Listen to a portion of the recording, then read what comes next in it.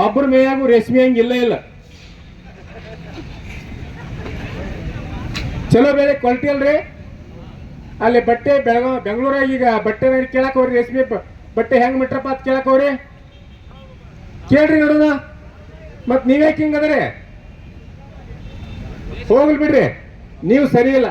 ಗಂಡಸರಿಗೇನೋ ಸ್ವಲ್ಪ ಹೆಚ್ಚು ಕಮ್ಮಿ ಆಗಿ ಅರೆಸ್ಟ್ ಮಾಡ್ಕೋತೀವಿ ನಾವು. ಹೋಗ್ಲಿ ಬಿಡ್ರಿ, ಹೆಣ್ಮಕ್ಳಿಗೆ ರೇಷ್ಮೆ ಬಟ್ಟೆ ಬೇಕಲ್ಲ ಒಬ್ಬರ ಮೇಮ್ಯಾಗ್ರಿ.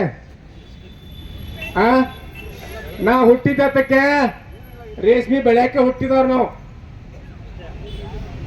ಅದಕ್ಕಾಗಿ ನೀವೆಲ್ಲ ಒಂದು ಕೊನೆಯದು ನಂದಿಷ್ಟೇ, ಭೂಮಿ ವಿಚಾರ ಬಂದಾಗ ಭಾರತ ಸರ್ಕಾರ ಆಗಿರ್ಬೋದು ಅಥವಾ ರಾಜ್ಯ ಸರ್ಕಾರ ಆಗಿರ್ಬೋದು, ಭೂಮಿ ವಿಚಾರ ಬಂದಾಗ ಹೋರಾಟ ನಾವು ಘೋಷಣೆ ಆದ ತಕ್ಷಣ ಹಳ್ಳಿಯಿಂದ ಪ್ರತಿ ಮನೆಯಿಂದ ಕುಟುಂಬಗಳು ಕೂಡ ಮಣಿ ಕೀಲಿ ಹಾಕೊಂಡು ಒಬ್ಬೊಬ್ರು ಬಿಟ್ಟು ಬಂದು ಬಿಡ್ಬೇಕು ಇಲ್ಲಿ ಹೋರಾಟಕ್ಕೆ. ಆವಾಗ ಈ ರಾಜ್ಯ ಸರ್ಕಾರ ಮತ್ತು ಕೇಂದ್ರ ಸರ್ಕಾರಕ್ಕೆ ಎಚ್ಚರಿಕೆ ಬರ್ತೈತಿ. ಅದನ್ನ ದಯವಿಟ್ಟು ಎಲ್ಲಾ ರೈತರು ಗಮನ ಇಟ್ಕೋಬೇಕು. ನೀವು ಚಿಕ್ಕಬಳ್ಳಾಪುರಕ್ಕೆ ಬಂದ್ರಿ, ನಾಳೆ ಮತ್ತೊಂದು ಜಿಲ್ಲೆಗೆ ಹೋದ್ರಿ ತಿಂಗಳ ನಮ್ಮನ್ನು ಹೊಡಿತಾರ. ಇನ್ನೊಂದು ಹೇಳಿದ್ರು ಬೈರೇಗೌಡರು, ಇಲ್ಲ ಹಂಗೆಲ್ಲ ನಾವು ತಗೊಳ್ಬೋದು ಭೂಮಿ, ನೀವು 2 ವರ್ಷ ನಮ್ಮ ಕೈ ಕೊಟ್ಬಿಡ್ರಿ, ವಾಪತ್ತು ನಿಮ್ಗೆ ಕೊಟ್ಟು ಬಿಡ್ತೀವಿ ಅಂತಾರ ಅವ್ರು. ಅಂತ ಡೇಂಜರ್ ಸರ್ಕಾರಗಳೇ ಇಂಥ ಕಾನೂನುಗಳು ಮಾಡಿರ್ತಾರ. ಅದಕ್ಕೆ ದಯವಿಟ್ಟು ನೀವೆಲ್ಲ ಹೆಚ್ಚು ಗಮನ ಹರಿಸ್ರಿ. ಹೆಚ್ಚಿನ ಸಂಖ್ಯೆ ನೀವೆಲ್ಲ ಕೂಡಬೇಕು. ನಮಗನ್ಸಿದ ಪ್ರಕಾರ ಈ ವಿಷಯಕ್ಕೆ ಸಂಬಂಧಪಟ್ಟಂಥದ್ದು ಬರೀ ಚಿಕ್ಕಬಳ್ಳಾಪುರ ಅಷ್ಟ ಅಲ್ಲ, ನಾವು ಪ್ರಸಂಗ ಬಿದ್ರೆ ಬಾಗಲಕೋಟೆ ಜಿಲ್ಲೆ, ಬೆಳಗಾವಿ ಜಿಲ್ಲೆ, ಆ ಉತ್ತರ ಕರ್ನಾಟಕ ಜನರು ಕೂಡ ತರಾಕ್ ತಯಾರಿದೆವು. ಇಂಥ ಸಭೆಗಳಾಗೋತ್ನಾಗ, ಇಂಥ ಭೂಮಿ ವಿಷಯ ಸರ್ಕಾರಗಳು ಮಾಡಿದಾಗ ಕನಿಷ್ಠ ಒಂದು ಸಭೆಗೆ 1 ಲಕ್ಷ ಜನ ಸೇರ್ಬೇಕು ನಾವು, ಏನ್ರಿ?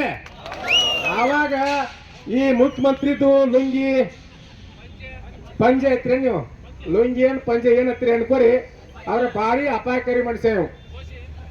ಅದಕ್ಕಾಗಿ ಯಾಕೆ ಅಪಾಯಕಾರಿ ಐತೆ, ಅವ್ರೇನು ನಮ್ಮ ಸ್ವಂತಕ್ಕೇನು ನುಕ್ಸಾನ್ ಮಾಡಿಲ್ಲ, ಕೊಟ್ಟಂತ ಮಾತನ್ನು ಉಳಿಸ್ಕೊಂಡಿಲ್ಲ, ಭಾರಿ ಡೇಂಜರ್. ಅದಕ್ಕಾಗಿ ನೀವೆಲ್ಲ ಎಚ್ಚರಿಕೆಯಿಂದ ತಯಾರಾಗ್ರಿ. ಎಲ್ಲರೂ ಹೋರಾಟಗಾರ ಜಾಸ್ತಿ ಆಗಬೇಕು. ಪ್ರತಿಯೊಂದು ಮನೆಯಲ್ಲಿ ಕೂಡ ಒಬ್ರಿಬ್ರು ಹೆಣ್ಮಕ್ಳು ಹೋರಾಟಕ್ಕೆ ತಯಾರಾಗ್ರಿ, ಯುವಕರನ್ನ ತಯಾರು ಮಾಡ್ರಿ. ಎಲ್ಲಾ ರೈತರಿಗೆ ಜಯವಾಗ್ಲಿ. ನನಗೆ ಮಾತಾಡಕ್ಕೆ ಅವಕಾಶ ಮಾಡಿಕೊಟ್ಟಂತ ತಮಗೆಲ್ಲ ಉದ್ದೇಶ ಮಾತು ಮುಗಿಸ್ತೀನಿ. ಎಲ್ಲರಿಗೂ ನಮಸ್ಕಾರ. ಕರ್ನಾಟಕ ರಾಜ್ಯ ರೈತ ಸಂಘಕ್ಕೆ, ಹಸಿರು ಸೇನೆಗೆ, ರೈತ ಹೋರಾಟಕ್ಕೆ, ರೈತ ಚಳವಳಿಗೆ. ಈಗ ಮಲನಗೌಡ ಪಾಟೀಲ್ ರಾಜ್ಯ ಪ್ರಧಾನ ಕಾರ್ಯದರ್ಶಿಗಳು